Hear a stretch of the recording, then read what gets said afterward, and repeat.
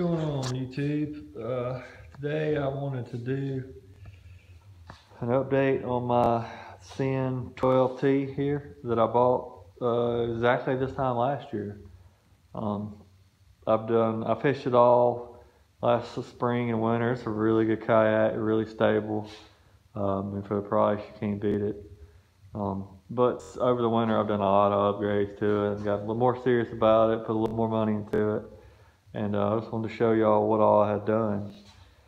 So yeah, first off, GoPro mount, mounted right here on this little edge, mount it right here, simple, nothing to it, screwed it in, put some marine goop, good to go.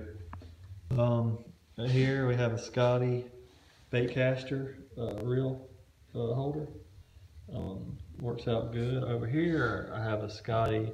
This is more for a spinning reel, and it's really big, as you can see, compared to this one. I don't really like it. I didn't know how big it was when I bought it, but yeah, it's huge. I wish I had two of these, but it works. I mean, I can't complain. So let's go over here. Show the transducer arm. I think I've made a video on this before. It's Scotty transducer arm. Nothing fancy. It's got a track adapter right here for my holders going into. Yeah, just regular transducer arm. The only complaint I have about it is I used to have a Humminbird 4DI on here, and it had a much smaller and lightweight transducer, and it worked out really well with this arm. But now I have this Garmin Striker 5 CV, and it has a much bigger, much heavier transducer on it, which means this happens, as you can see. It's extremely wobbly, but it works. It's still there, and it ain't broken anything. Of course, I've only used it once, but we'll keep running it until then, see what happens. Yeah, Garmin Striker 5 CV here that I just added. I used to have my Piranha Max mounted here. I had a little sounder mount for it. And it worked out well. This one's a little wider. It would have just been kind of in the way. It like stuck out to here, got in the way of my feet and my legs. So I just mounted it right here on the center hatch. But I will cut it on right now. My battery is currently over there charging, so I can't really do that. But I like it. I went out and used it yesterday for the first time. You guys had some really nice February weather here in Mississippi lately. It was like 80 degrees yesterday. So went fishing, caught a few fish, checked out the new depth finder. I like it. Definitely an improvement over the last one. But yeah, I like it. Alrighty. Now, let's knock the filter off that. Daggone it.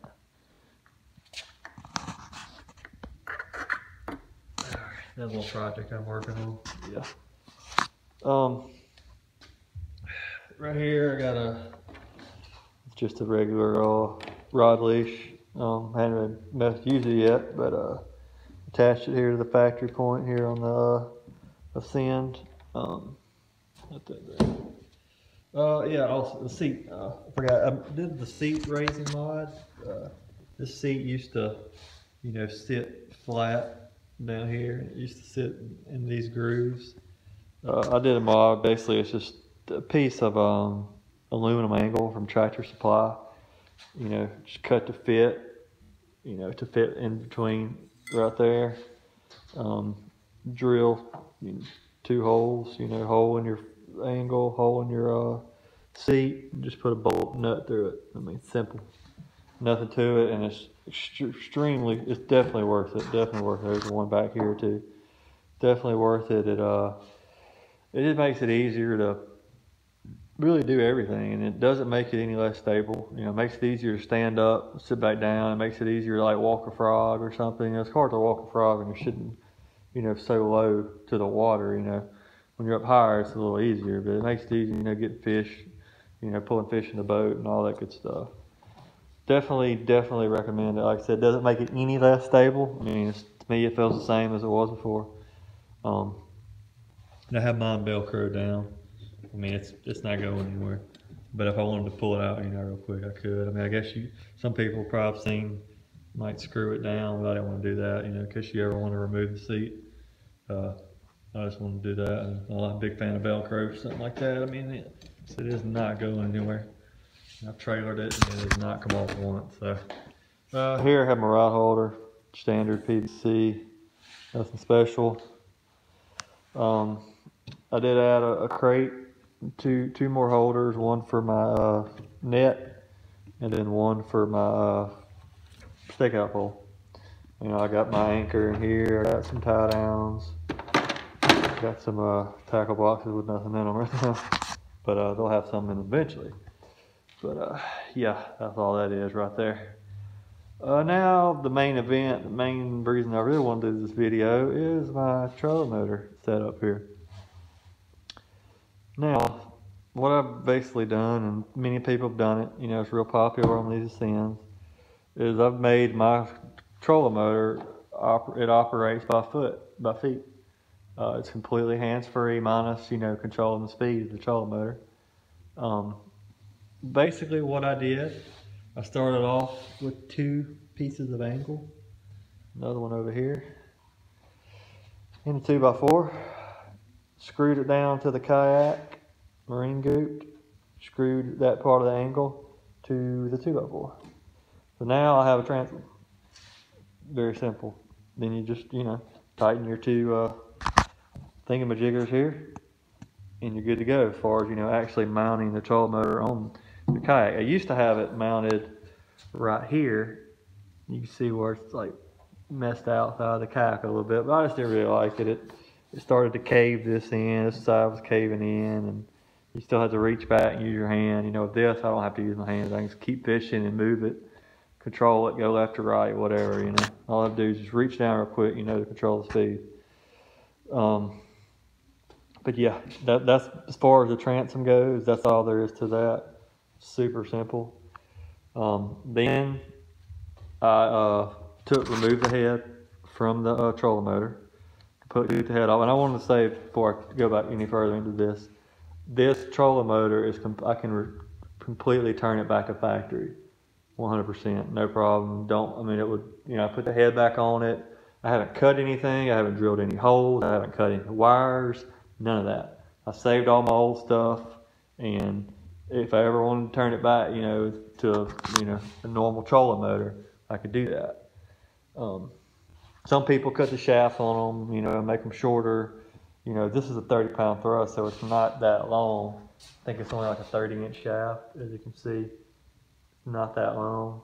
You know, some people have like some 50-pound thrusts, and they got like much longer shafts on them, so I guess that's why I have to cut it down. But on this 30-pound, I wouldn't even waste my time, you know. But anyway, so then I ran some PVC. You know, I got some PVC, straight PVC, 2 end caps, PVC T, PVC elbow. This is obviously for just for the controls, basically. Eyelets on each side. Then we ran, this is like a dog towel, dog runners from Walmart. It's like $4. Drilled holes in the kayak, and all the way, as you can see, right, it's kind of dark, get some light, right here, I run a hole right there, and I run that cable all the way up here, got a couple eyelets, right to the foot pegs.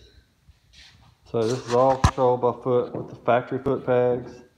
You can see it turns it. No problem.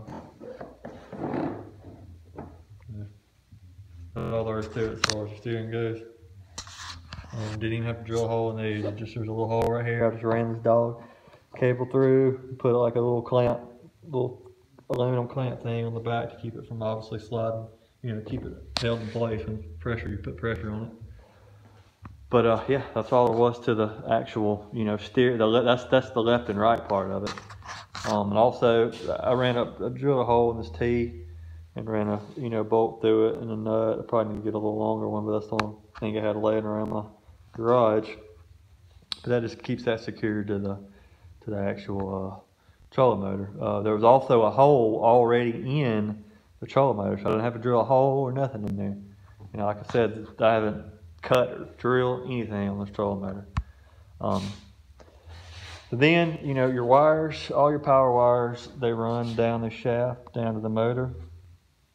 So they come out up here up top, about yay, probably like right here maybe. And they got connectors already on them. So basically all you have to do is add wire. Add a wire, extended the wire, run it down, there's tubing around it. To right here, this is a 7-pin trailer connector.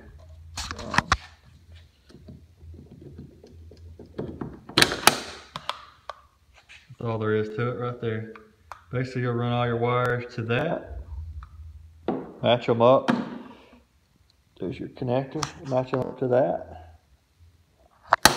And then run all your wires all the way down through here.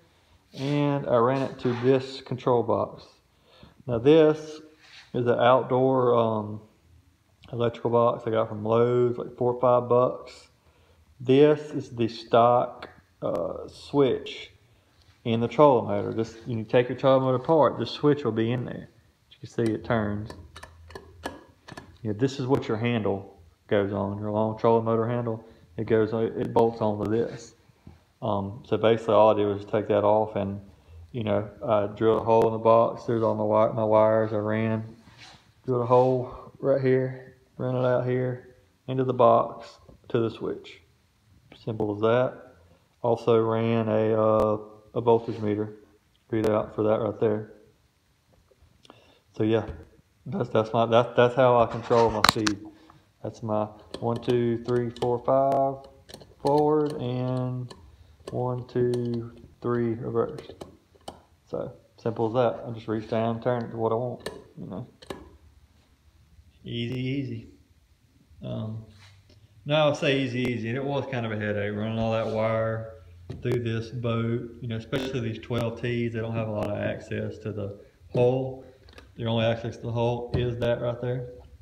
You know, the FS 12-8Ts, they have access to the whole boat. You know, you can, I mean, the 12-8T, like everything on it, 12-8T is like a, it's almost not even a kayak sometimes. To me, it looks like a really thick paddle board, if you will.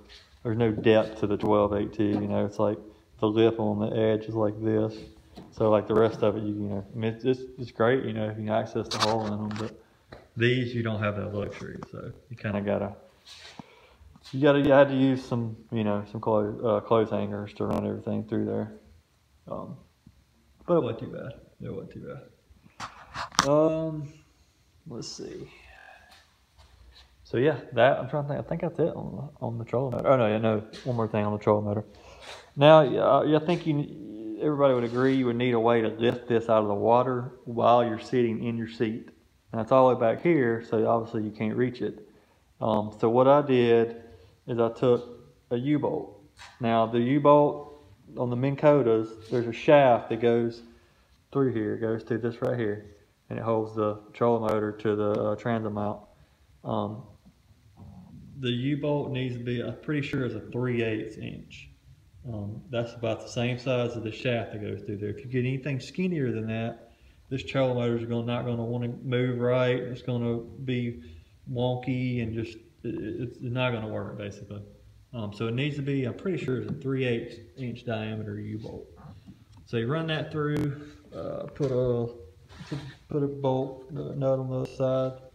And I took another U-bolt, this little smaller U-bolt, which is obviously the one I tried on here first. It didn't work, but like I said, it was too skinny. And I basically cut some of it off, you know, I cut this part of it off, and then I welded it to this U-bolt. And then I tied a rope to it.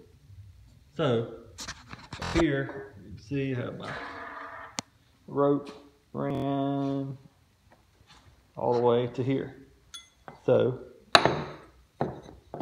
all I do is pull on that, and that's going to engage that lever back there.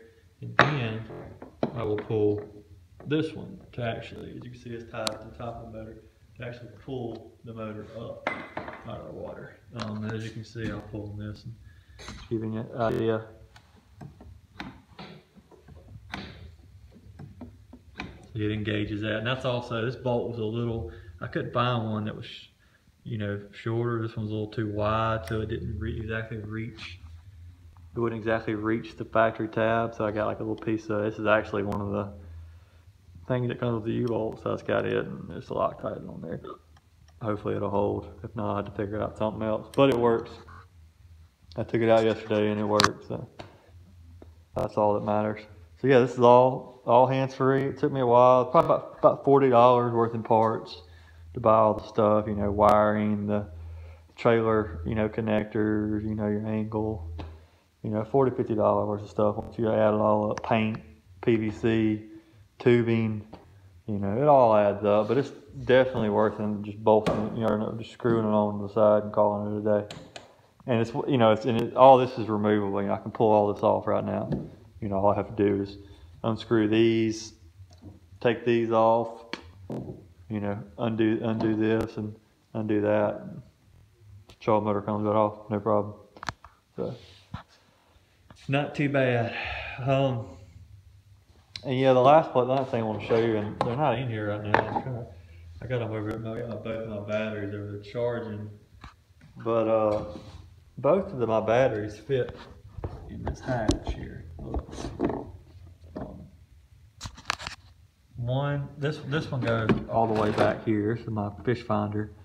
That goes, it's a waterproof box for my fish finder, but it goes all the way to this side of the kayak. And then my trolling motor battery fits in here barely. You can fit one of these. This is a 35 amp hour battery, and it fits right in that center hatch, and it's right over here. This is a Mighty Max. That's what I use for the trolling.